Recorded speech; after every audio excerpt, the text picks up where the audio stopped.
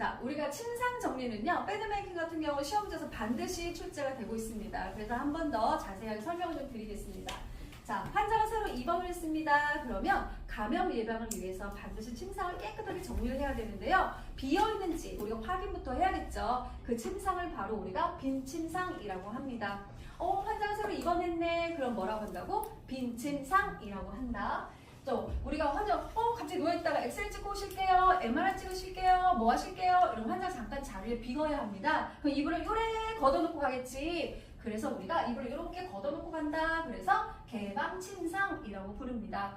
개방침상은요, 환자 검사실이나 이렇게 잠시 자리를 비웠을 때 그 침상을 뜻한다. 또 하나는 수술침상입니다. 수술이 끝나고 왔어요. 방금. 그러면 스트레처카로 환자 이렇게 옆으로 이동을 한단 말이에요. 환자를 굴러서 이동을 하기 때문에 이불이 밑에 있으면 안 되고 옆에서 이렇게 넘어가야 된다. 네, 환자는 보통 옷을 입지 않고 오거든요. 환의를 벗고 오는 경우가 많거든요. 그래서 환자가 오자마자 이렇게 덮어주셔야 합니다. 그래서 이불은 세로 모양을 하고 있고요. 또 하나는 베개가 있는데요.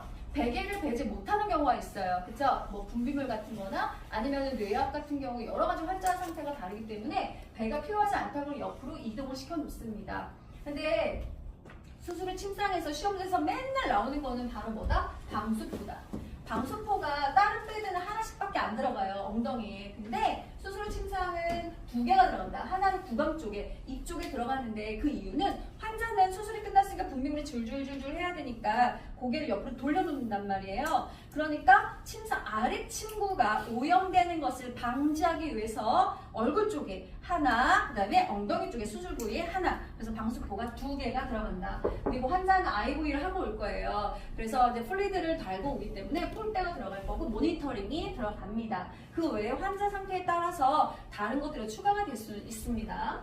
자, 골절 환자입니다. 어디가 부러졌는지 모르겠지만 뼈가 부러졌어요. 그죠? 그러면 뼈를 맞췄을 거예요. 수술방에서. 맞추고 환자 그대로 이동을 했기 때문에 그 맞춰놓은 대로 신체 선열이라고 부릅니다. 그것을 유지해야 되니까 아주 어떻게 딱딱한 침상이다. 그래서 우리는 널판지를 댄 딱딱한 침상 이렇게 암기하시면 되세요. 골절 환자는 그래서 뭐다? 신체 선열을 유지하기 위해서 널판지를 댄 딱딱한 침상을 사용해야 한다. 이렇게 기억을 하시면 됩니다.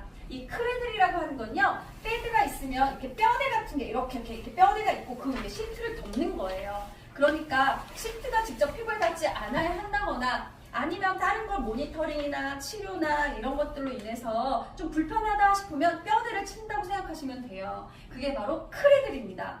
크레들 침상은요, 너무 허약한 환자이거나 아니면 전신 화상을 입어서 전신에 다 약물을 발랐을 때 이 친구가 닿으면 안 되겠죠. 그런 경우나 개방 상처가 너무 심각한 경우에도 닿으면 안 되니까 크레들을 치고 그 위에 위시트를 덮게 되는 겁니다. 이게 바로 크레들 침상입니다. 암기하세요.